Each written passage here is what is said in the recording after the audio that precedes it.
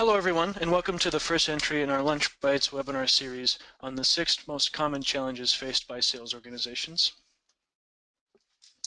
My name is Ben Thorne, and I'm a Senior Consultant in Professional Services here at Optymyze. And in this talk, I'm going to be offering some advice on how you can leverage your territory management process in order to increase the productivity of your sales force based on insights and lessons I've learned over my 6 years of working with clients across various industries to maximize their effectiveness at this crucial aspect of sales operations. I want to start with a few words on territory management as a concept and talk about why I feel it's important that you learn to see it as an ongoing and fluid process. It's common to see broad redesigns of sales territories take place every 2 to 3 years,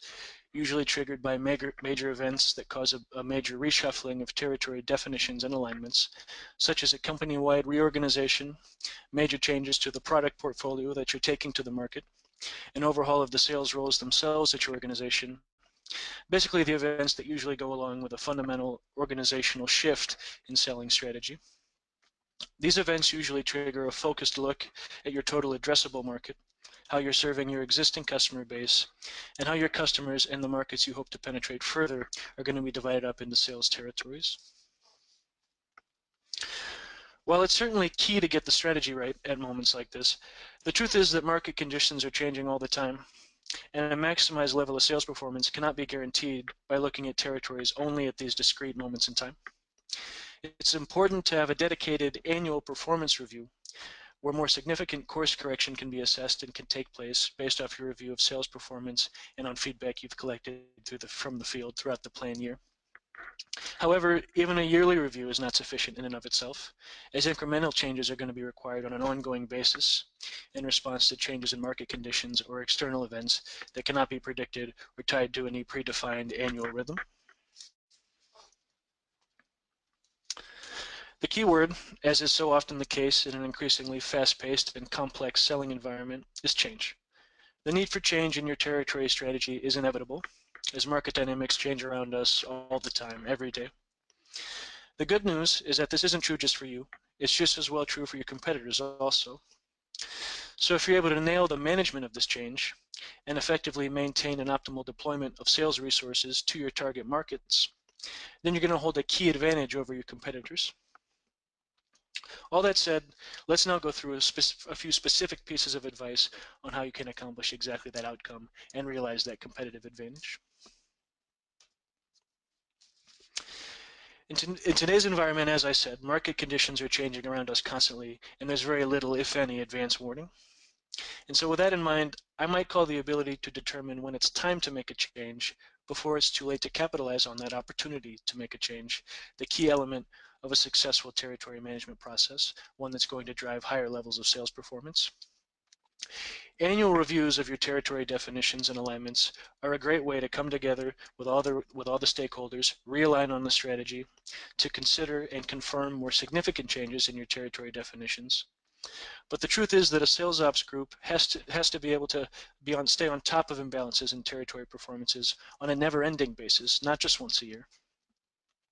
This is a big challenge, but you can meet it by putting real-time analytics in place that will allow sales ops, as well as sales leaders and managers out there in the field, to have an ongoing and clear view into how sales performance KPIs, sales force workload,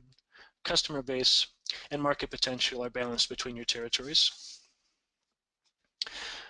Along with providing sales leaders and managers the analytics needed to assess how their territories are performing by providing them real-time actionable information, it's also important that they know and understand the process for providing feedback to the sales ops group so that the necessary actions can be taken.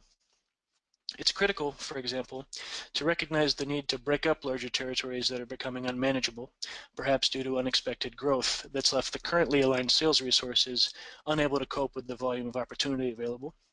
It's important to recognize that situation, see it coming, before you lose the chance to win that additional business.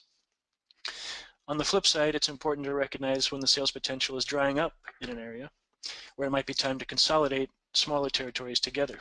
And again here, it's important to recognize this before it's too late. In this case, to recognize the situation forming before significant sales productivity has been wasted due to having too many resources aligned to areas of low sales potential.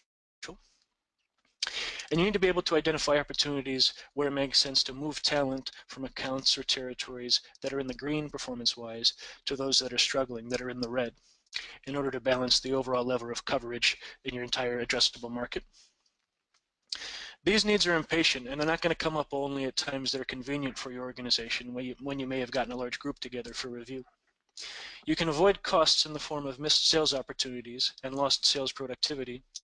by enabling yourself to see territory management as a fluid process, one wherein territory imbalances can be identified in real time and addressed on an ongoing rhythm, not just once a year.